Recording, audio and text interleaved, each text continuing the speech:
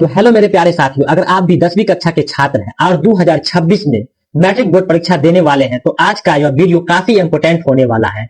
Video को शुरू से अंत तक जरूर देखिएगा। दोस्तों, आज इस वीडियो के माध्यम से मैं विज्ञान का यानी कि साइंस का प्रश्न लेकर के आया हूं जो आपके होने वाले बोर्ड एग्जाम 2026 बोर्ड परीक्षा के लिए काफी इंपोर्टेंट होगा। तो दोस्तों, मैं उम्मीद करता हूं कि आप इस वीडियो को शुरू से अंत तक जरूर देखिएगा। तो चलिए दोस्तों, वीडियो अगर अच्छा लगे तो एक लाइक जरूर कीजिएगा और अगर आप हमारे चैनल पे नए हैं तो चैनल को सब्सक्राइब कर लीजिए और बेल आइकन को ऑल कर लीजिए ताकि जो भी वीडियो मैं अपलोड करूंगा उसका नोटिफिकेशन सबसे पहले आप तक पहुंचे।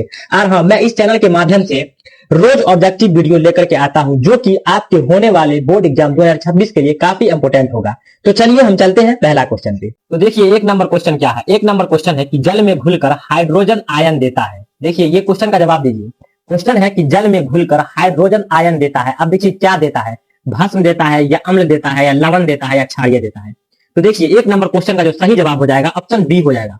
ऑप्शन बी, अम्ल देता है, यानी इसका सही जवाब होगा ऑप्शन बी। चलिए आप चलते हैं अगला सवाल पे। तो देखिए अगला सवाल क्या है, 2 नंबर क्वेश्चन है कि दही में पाया जाता है। देखिए, दही में कौन सा अम्ल पाया जाता है। तो दही में लैक्टिक अम्ल पाया जाता है, यानी इसका सही जवाब होगा ऑप्शन बी, लैक्टिक अम्ल।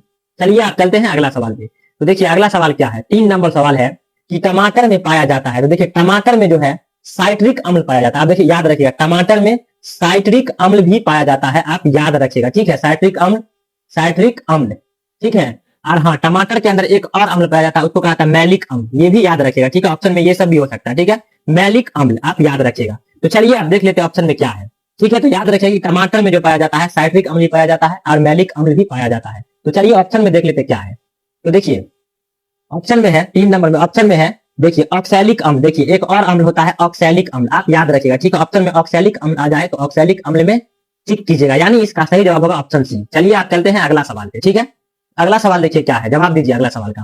तो अगला सवाल है कि ग्रहणी भाग है। अब देखिए ग्रहणी भाग क्या है, बड़ी आंत का है या यकृत का है या छोटी आंत का है या अमाशय का है। तो देखिए 4 नंबर क्वेश्चन का जो सही जवाब होगा ऑप्शन सी होगा, छोटी आंत, यानी इसका सही जवाब ऑप्शन सी होगा। चलिए आप चलते हैं अगला सवाल पे, 5 नंबर क्वेश्चन पे। तो देखिए 5 नंबर क्वेश्चन है कि कोशिका में पावर हाउस किसे कहते हैं। देखिए ये क्वेश्चन बहुत मजेदार क्वेश्चन है। क्वेश्चन बोल रहा है ये बहुत वीवीआई क्वेश्चन, आप इसको याद रखिएगा। और इसमें और क्वेश्चन बहुत वीवीआई क्वेश्चन है, बहुत ऐसे क्वेश्चन है जो आपके एग्जाम में आने वाले क्वेश्चन है, जो कि आपके मैट्रिक बोर्ड परीक्षा के लिए काफी इंपोर्टेंट होने वाला है। तो देखिए क्वेश्चन है कि कोशिका में पावर हाउस किसे कहते हैं। तो देखिए कोशिका में जो पावर हाउस कहा जाता है माइटोकॉन्ड्रिया को कहा जाता है, यानी इसका सही जवाब होगा ऑप्शन बी। और हाँ, वीडियो को थोड़ा सा भी मिस नहीं कीजिएगा, बढ़िया से देखिएगा, स्किप तो बिल्कुल नहीं कीजिएगा, ठीक है। चलते हैं अगला सवाल पे।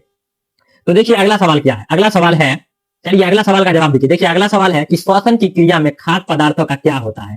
अब बताइए श्वसन की क्रिया में खाद्य पदार्थों का क्या होता है, दहन होता है या विघटन होता है या संश्लेषण होता है या परिवर्तन होता है। तो देखिए श्वसन की क्रिया में जो खाद्य पदार्थों का होता है विघटन होता है, यानी इसका सही जवाब होगा ऑप्शन बी। आप याद रखिएगा, ऑप्शन बी हो जाएगा 6 नंबर क्वेश्चन का। चलिए आप चलते हैं अगला सवाल पे, 7 नंबर क्वेश्चन पे। तो देखिए 7 नंबर क्वेश्चन है कि किसकी कोशिकाएं मृत होती है, यानी कि किसकी कोशिकाएं मरी हुई होती है, मृत का मतलब मरा हुआ, ठीक है ना। तो देखिए 7 नंबर क्वेश्चन का जो राइट आंसर होगा, देखिए जाइलम वाहिका भी मृत होती है और जाइलम तंतु भी मृत होती है, ठीक है ना, यानी इसका सही जवाब होगा ऑप्शन डी। ऑप्शन ए और सी सही जवाब होगा, ठीक है। आप याद रखें तो ऑप्शन नंबर डी इसका सही जवाब हो जाएगा 7 नंबर क्वेश्चन का। चलिए आप चलते हैं अगला सवाल पे। चलिए इसका जवाब दीजिए 8 नंबर का। देखिए 8 नंबर सवाल है कि एक कोश के शैवाल में जल का परिवहन होता है।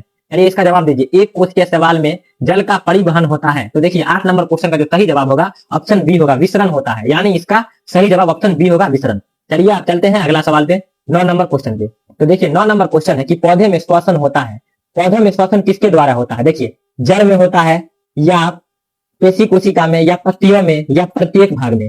तो देखिए इसका जो सही जवाब होगा ऑप्शन डी होगा, ऑप्शन डी होगा, प्रत्येक भाग में। जड़ में भी होता है, जड़ में से भी होता है, ठीक है, पेशी कोशिका में से भी होता है और पत्तियों में से भी होता है, यानी इसका सही जवाब ऑप्शन डी हो जाएगा। चलिए आप चलते हैं अगला सवाल पे। देखिए वीडियो को थोड़ा सा भी मिस नहीं कीजिएगा, ठीक है ना, बहुत इंपोर्टेंट क्वेश्चन सब है। तो देखिए 10 नंबर सवाल है कि निम्नलिखित में किसे कोशिका का ऊर्जा मुद्रा के रूप में माना जाता है। तो देखिए इसका सही जवाब होगा ऑप्शन होगा एटीपी, यानी कि ऑप्शन सी हो जाएगा एटीपी, ठीक है ना, एटीपी हो जाएगा एटीपी, यानी इसका सही जवाब होगा ऑप्शन सी। एडोनेसिन ट्राइफॉस्फेट होता है एटीपी का फुल फॉर्म, आप याद रखिएगा, ठीक है। ऑप्शन नंबर सी हो जाएगा। चलिए आप चलते हैं अगला सवाल पे। तो देखिए 11 नंबर सवाल है कि ग्लाइकोलाइसिस होता है। देखिए ग्लाइकोलाइसिस क्या होता है। तो देखिए 11 नंबर क्वेश्चन का सही जवाब होगा, 11 नंबर क्वेश्चन का सही जवाब ऑप्शन डी होगा। देखिए ग्लाइकोलाइसिस जो होता है इनमें से कोई नहीं होता है, इनमें से कोई नहीं होता है, यानी इसका सही जवाब ऑप्शन डी हो जाएगा। अब देखिए ग्लाइकोलाइसिस, देखिए क्वेश्चन क्या कह रहा है, क्वेश्चन है कि ग्लाइकोलाइसिस होता है अब किसमें होता है? ग्लाइकोलाइसिस जो होता है साइटोप्लाज्मा में होता है, आप याद रखिएगा, ठीक है, साइटोप्लाज्मा में होता है, आप याद रखिएगा, ठीक है, साइटोप्लाज्मा में होता है, साइटोप्लाज्मा में, ठीक है, आप याद रखिएगा, बहुत वीवीआई क्वेश्चन है, साइटोप्लाज्मा में होता है। चलिए आप चलते हैं अगला सवाल पे। देखिए अगला सवाल है कि किण्वन क्रिया पाई जाती है, आप देखिए किण्वन क्रिया किसमें पाई जाती है? अमीबा में या खमीर में या हाइड्रा में या यीस्ट में? तो देखिए 12 नंबर क्वेश्चन का जो सही जवाब होगा ना, ऑप्शन डी होगा, यीस्ट में, यानी इसका सही जवाब ऑप्शन डी होगा, यीस्ट। चलिए आप चलते हैं 13 नंबर क्वेश्चन पे। तो देखिए 13 नंबर क्वेश्चन है कि ट्रेकिया किस जीव का श्वसन अंग है? तो देखिए ट्रेकिया जो है ना वो कॉकरोच का श्वसन अंग है, यानी इसका सही जवाब होगा ऑप्शन ए हो जाएगा, ठीक है, ऑप्शन ए होगा कॉकरोच। चलिए आप चलते हैं अगला सवाल पे। तो देखिए अगला सवाल क्या है? अगला सवाल है कि चालनी नालिकाएं पाई जाती है। देखिए चालनी नालिकाएं किसमें पाई जाती है? तो देखिए 14 नंबर क्वेश्चन का जो सही जवाब हो जाएगा, 14 नंबर क्वेश्चन का जो सही जवाब हो जाएगा ऑप्शन ए हो जाएगा फ्लोएम में, यानी इसका सही जवाब होगा ऑप्शन ए फ्लोएम।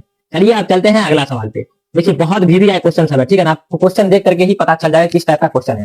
और हाँ 2026 में काफी इंपोर्टेंट होने वाला क्वेश्चन है, तो आप वीडियो को थोड़ा सा स्किप नहीं कीजिएगा, बढ़िया से देखिएगा। तो देखिए 15 नंबर क्वेश्चन है कि नर युग्मक में गुणसूत्र की संख्या होती है।